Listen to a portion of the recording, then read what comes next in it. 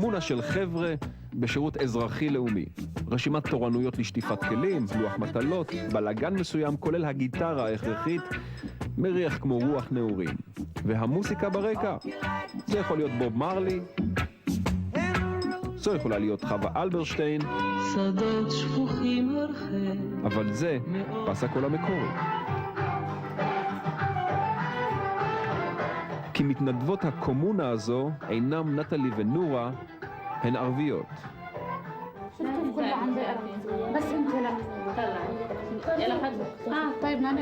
העזרה הזו שלהן במסגרת השירות לילדים בסיכון, התרומה התמימה והחיובית הזו שלהן לקהילה, עומדת במרכזו של ויכוח גדול, ריבוי אמוציות, חרמות ונידויים. بتحاول توعي بيقولوا لك شو عملت كيف دعمت فجوابت لما انعرض علي الخدمة المدنية رفضت وبهيك أنا خدمت. רכזת ערבייה, והיא חטפה מכות מחבר מועצה. בגלל שהיא קראה להתנדב? בגלל שהיא באה וקראה להתנדב. איומים מילוליים בלי סוף. אומרים לנו, אנחנו עושים שירות לאומי במדינת ישראל, אנחנו בוגדים בעם שלנו בפלסטין. אתה مش مدني متساوي انت مدني منسي. فإذا خدمت وفيت على نظام أكلك هو. كيرش إذا خدمت راح تهرب من جيب الهوية. לפחות 3 או 4 הפגנות מול הבית שלי ומול המשרד שלי של העמותה. וזה מאוד קשה, זה מאוד קשה, ואף אחד לא עוזר לנו. كورونا معي بلدنا فأنا ضد الخدمة لأنها ضد وطننا. אנחנו מתנגדים לשירות צבאי וגם לתחליפיו שמטרתם לפגוע בזהות הערבית-לאומית של הפרט, של הצעירים האלה. اليوم أنا بخدم بكرة بتجند بعده رئيس. חוק השירות הלאומי נחקק בשנת 1953, ולפיו תהיה חייבת בו כל נערה יהודייה דתייה שלא מעוניינת בשירות צבאי. החוק לא יושם מעולם, אבל עם השנים הצטרפו אוכלוסיות חדשות שביקשו להתנדב, פטורי גיוס, נכים, חרדים וגם ערבים. וכדי שלא יפריע גם לערבים להתנדב, הועברה המנהלה ממשרד הביטחון המאיים. שם השירות שונה, ללאומי הוספה המילה אזרחי. זה לא שכנע את ההנהגה הערבית. חבר הכנסת זחאלקה כינה את המשרתים מצורעים. ועדת המעקב של ערביי ישראל מינתה נציג מיוחד כדי שיפעל נגד השירות, בטענה שהמתנדבים הם בעצם חיילים. אנחנו לא רוצים שום דבר כזה באמצעות המדינה. לא שירות צבאי ולא תחליף לשירות צבאי, למרות מניפולציות מימין, מניפולציות... אתה מתעקש על המילה. לא, אני מסביר לך איך זה צבא או תחליף לצבא. לאותו מנהיג מהמגזר הערבי, שאין לו בעיה לבוא ולהישבע בכנסת, ולהגיד, אני מצהיר, נשבע להצהיר, מה שמצהיר מדינת ישראל, הוא לא בוגד. אותו מתנדב, בחורה נהדרים, שרוצים להתנדב, הם בוגדים.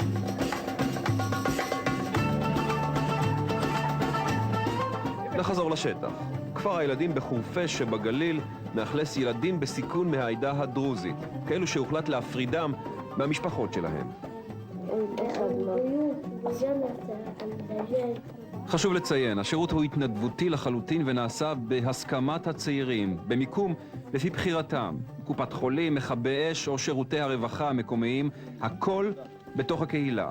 הנערות הערביות האלו מג'יש, גוש חלב, נותנות לילדים בשפתם את מה שהם צמאים לו כל כך, חום ואהבה.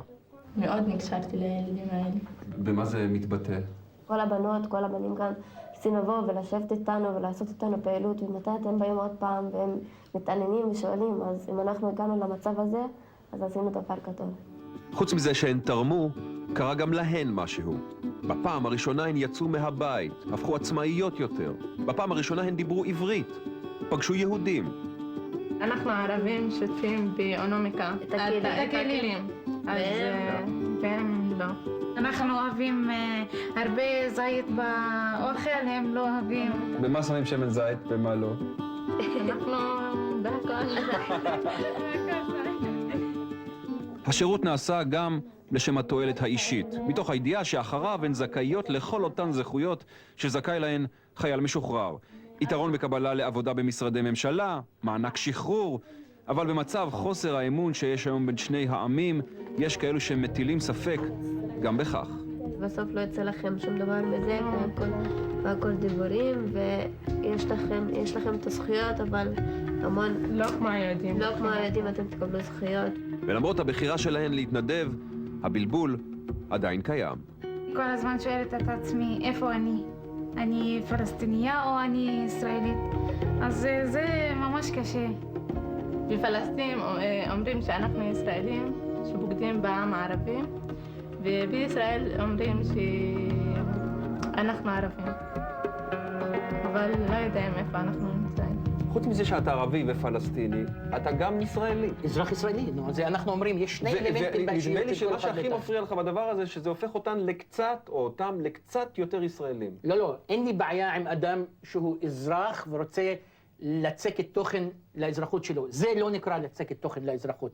לצקת תוכן לאזרחות זה לתת לו הרגשה שהוא שווה. למרות הדברים האלו, מחקר של פרופסור סמי סמוחה מאוניברסיטת חיפה טוען שרוב מכריע של הערבים בארץ בעד שירות התנדבות כזה. מספר המתנדבים רק הולך ועולה, למרות ש1,300 איש זה עדיין מספר נמוך יחסית. וזה קורה לא רק בגלל טיבי וזחלקה. זה למגזר הערבי? זה למגזר הערבי, ככה זה. קובלת מידע למתנדב. לא, בעיניי זה פרסום לא נכון. זאת אומרת, אני רואה את זה פעם ראשונה. המגזר הערבי לא שם ילד דתי. אתה לא שם גם כאן, אתה רואה שזה בנות דתיות. זה בנות דתיות. כן, זה רק מראה שגם קולט. אצלכם צריך להתרחש איזשהו שינוי. נכון, 100%. ואז חשבנו על רעיון נאיבי, אבל מי יודע. הוא יושב ראש ועד הפועלה נגד השירות האזרחי. אז אוקיי, בוא. זה מה שרציתי, אותו רציתי. תרים אליהם טלפון, דבר איתם. אני מוכן להרים את הכפפה. אני שמעתי את איימן עודה. אתה שבועיים בתפקיד, נכון? אני שבועיים בתפקיד, אז סך הכל. יאללה, אולי תפתח דף חדש איתם. איימן שלום, מה שלומך? חשבתי שאולי זה נכון יהיה שניפגש, שנבהיר אחד את השני כדי לראות איך אפשר כן לקדם ומה אפשר לעשות כדי שגם אתם תבואו ותירתמו לטובת העניין. מה אתה אומר? מוכן? מעניין מה הייתה אומרת ועדת המעקב על הבחורה הזו, שנראית כמעט לא אמיתית, כמו סוג של פרסומת לדו-קיום ערבי-יהודי. לגבי התלונה שלך על הוט, רציתי לדעת שבאמת קיבלת את הזיכוי שהובטח לך? אנט, ערבייה נוצרייה מיפו, עושה שנת שירות במועצה הישראלית לצרכנות. יפואית שהיא תל אביבית לחלוטין, עם אופטימיות כובשת. נולדתי פה. קיבלתי לימודים, קיבלתי בריאות, כל דבר שהיה צריך, קיבלתי בדיוק כמו שחבריי לכיתה קיבלו. למה שהם יסיימו בית ספר, ילכו ל2-3 שנים בצבא, ואני אלך, אמשיך לי את החיים. החברים היהודים שלך? כן. אני פשוט חושבת שזה חלק מהחובה כאזרחית, בלי קשר לשום דת. כן, כיף לשמוע דברים כאלו. אבל יש קיפוח, יש אפליה. ועם זאת, קשה היה לנו להבין את ההתנגדות הגורפת להתנדבות בקהילה במסגרת ממשלתית. ושום סלע לא יזיז אותי מפה. השבטים בארץ הולכים ומתרחקים זה מזה. ככה קשה מאוד לייצר איזשהו סוג של אתוס שמחבר את האנשים בדבר המסובך מאוד הזה שנקרא מדינה. יש הרבה ייאוש, שאנשים שאומרים אין תקווה, וכמה שהזמן עובר יותר אומרים אין יותר תקווה, אנחנו לעולם לא נוכל לחיות ביחד. אנחנו יכולים להיות ביחד, וזה מה שצריך היום.